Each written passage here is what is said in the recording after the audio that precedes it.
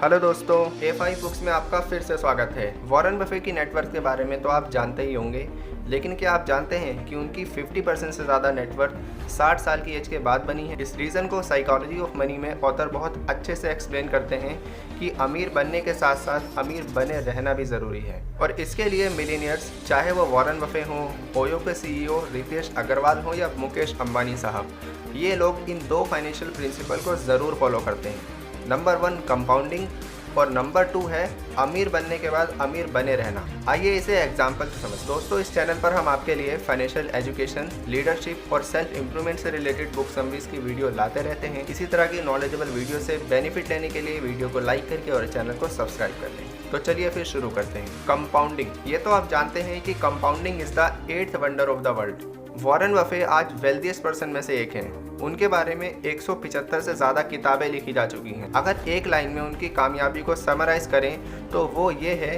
कि Warren Buffett 3 quarter century यानी 75 सालों से कंसिस्टेंटली इन्वेस्ट कर रहे हैं। वॉरेन जब 10 साल के थे तब से निवेश कर रहे हैं। ये तो आप जानते हैं कि आज उनकी नेटवर्थ $86 बिलियन से ज़्यादा है, लेकिन आपको जानकर हैरानी होगी कि उसमें से $81 बिलियन से ज़्यादा की कमाई उन्होंने अपनी रिटायरमेंट एज यानी 60 की उम्र के बाद की है। इसमें कोई दो राय नहीं कि वॉरेन बफे एक बहुत अच्छे इन्वेस्टर हैं, लेकिन उनकी अच्छी क्वालिटी में से एक ये है कि पिछले 75 सालों से कंसिस्टेंटली इन्वेस्टमेंट कर रहे हैं। आप वॉरेन बफे को एक नॉर्मल पर्सन से कंपेयर करके देखेंगे तो ये बात आसानी से समझ में आई। वॉरेन बफे ने 10 साल की एज में इन्वेस्टमेंट करना शुरू कर दिया था और 30 साल की एज में उनकी नेटवर्थ $9 मिलियन।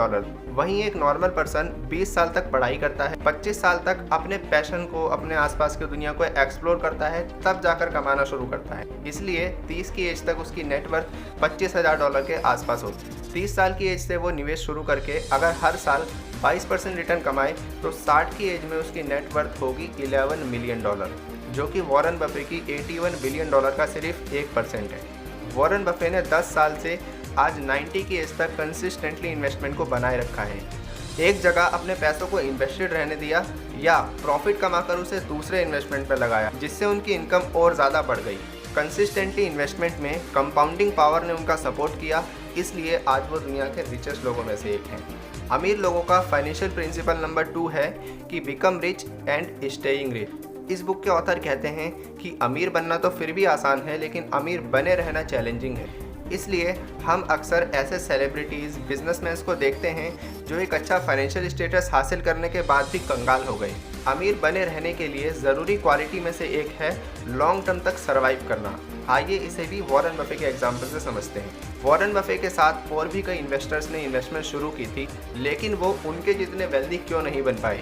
इसलिए क्योंकि वॉरेन बफे ने लंबे समय तक सर्वाइव किया, समय के साथ धीरे धीरे अपनी इनकम को बढ़ाते गए, इसे कभी कम नहीं होने दिया। अपने 75 साल के इन्वेस्टमेंट कैरियर में उन्होंने 14 मार्केट क्रैश यानी रिसेशंस देखे, लेकिन पैनिक नहीं हुए, गिव अप नहीं किया। कंसिस्टेंटली सही डिसीजंस के साथ इन्वेस्टमेंट्स करते रहे। उनकी वेल्थी बनने की सबसे बड़ी स्ट्रेटजी अपनी वेल्थ का सर्वाइवल ही था, जिसने उन्हें दोबारा से उठकर ग्रो करने का समय दिया जो दूसरे लोगों को नहीं मिल सका। और कंपाउंडिंग पावर ने अपना जादू दिखाया और उनकी इनकम और नेटवर्थ बढ़ती चली गई। रिच माइंडसेट के लोग इसी तरह कंपाउंडिंग की पावर का यूज़ करते हैं और अमीर बनने के साथ साथ अमीर बने रहने की कोशिश करते हैं। तो दोस्तों, आज की वीडियो में इतना ही।